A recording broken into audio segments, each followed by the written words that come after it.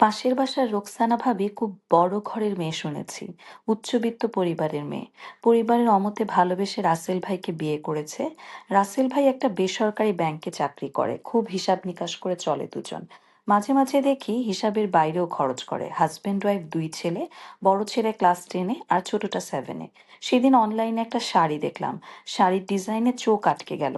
ভাবিকে ডেকে জিজ্ঞেস করলাম, সামনে পহেলা বৈশাখ, কিনবেন নাকি? চলেন দুজনে অর্ডার করি। শাড়ি দেখে উনিও স্বীকার করলেন শাড়িটা খুব সুন্দর, কিন্তু বললেন এখন কিনতে পারবো না, টাকার সমস্যা। কথাটা মানতে কষ্ট হলো, বাট বিশ্বাস করলাম, কারণ ওনাকে কখনো মিথ্যা বলতে দেখিনি। কিন্তু কিছুদিন আগে দেখলাম 4 বছরের একটা মেয়ের জন্য ফ্রক কিনে এনেছে। পরের দিন দেখি ছাদে তার কাজের বুয়ার মেয়েটা সেই ফ্রক পরে খেলছে। খুব অবাক হলাম, বুঝতে পারলাম নিজের জন্য শাড়ি কিনতে কেন টাকার সংকটে পড়েছে। প্রতি মাসে বেতন পেয়ে উনি ওনার মায়ের জন্য টাকা পাঠায়। গরিব দুঃখীদেরকে তো দান করতেই থাকে।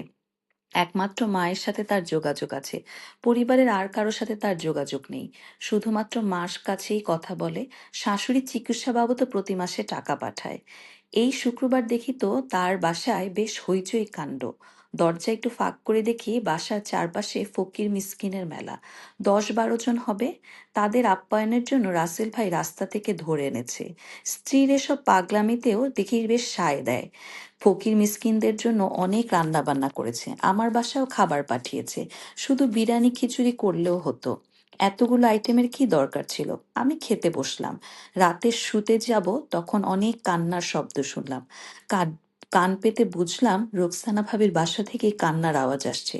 ছুটে গিয়ে দেখলাম ভাবি পাগলের মতো কাঁদছে। কারণ জানতে চাইলাম, তখন বলল ছোট ছেলেটার শরীর বেশ ভালো যাচ্ছে না, খুব মাথা ব্যথা। সিটি স্ক্যান করে দেখতে পেল ব্রেন টিউমার হয়েছে। তাদের এখন একটাই সমস্যা, সেটা টাকার। অপারেশন করতে যে পরিমাণ টাকা লাগবে তার পুরোটা ম্যানেজ করা তাদের জন্য খুব কষ্টের। ওনারা কারো কাছ থেকে ধার দেনা নিয়ে চলতে পছন্দ করেন না। ভাই ভাবি দুজনেই বেশ দিশেহারা হয়ে গেছে, কোথায় যাবে কি করবে কিছুই বুঝতে পারছে না। আমরা চেয়েছিলাম টাকা দিয়ে সাহায্য করতে, কিন্তু নিতে চাইলেন না। ভাই ভাবির চেহারা বেশ এই কয়দিনেই বেশ বদলে গেছে, কোনো লাবণ্যতা নেই।